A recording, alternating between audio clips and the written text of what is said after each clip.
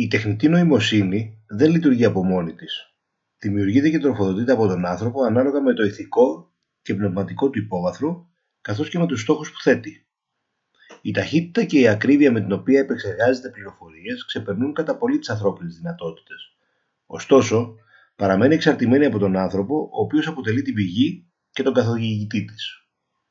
Στην ουσία, η τεχνητή νοημοσύνη είναι ένα εργαλείο, ένα μέσο για την εξέλιξη και την πρόοδο του πολιτισμού μας.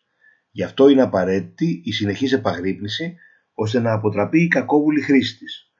Υπάρχει ο κίνδυνος να χρησιμοποιηθεί από ανθρώπους αλαζονικούς και ανεξέλεγκτους, με καταστροφικές προθέσεις, χωρίς σκέψη, χωρίς ενσυναίσθηση και χωρίς ειδικούς φραγμούς εις βάρος των άλλων και των κοινωνιών του μέλλοντος.